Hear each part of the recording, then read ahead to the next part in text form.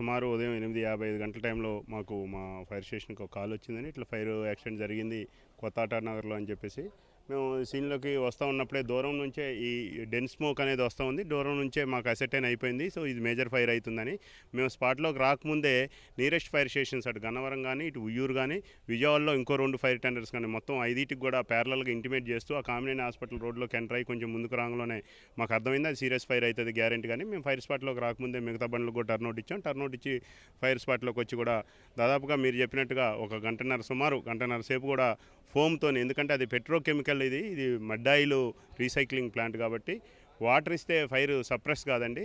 అది వాటర్ ఎంతసేపు ఇస్తున్నా సరే మనం వాటర్ ఇచ్చి ఆపేసిన మరుక్షణమే మళ్ళీ ఫైర్ రీకాల్ అవుతుంది కాబట్టి సో దాన్ని ఫోమ్తోని మేము దాన్ని సప్రెస్ చేస్తూ కొంచెం ప్యారలల్గా అవి కూడా ఏంటంటే హీట్ అయ్యి ఉన్నాయి కాబట్టి ఆ టిన్నులు కూడా క్రూడ్ ఆయిల్ టిన్నులు కూడా హీట్ అయ్యి అవి క్లోజ్ చేసి ఉన్నాయి కాబట్టి వేపరైజేషన్ లోపల వేపర్ వస్తుంది కాబట్టి ఆ ఫోమ్ కూడా ఎక్కడ బరస్ట్ లోపల వేపర్ వచ్చినప్పుడు ఆవిరి అనేది బయటికి రావాలి కాబట్టి బరస్ట్ అయితే టాప్ అని సౌండ్ వచ్చి ఒక 5 మీటర్లు 10 మీటర్లు పైకి ఎగిరి కూడా ఒక పేలుడు సందర్భం లాగా జరిగిన సందర్భం కూడా ఉంది.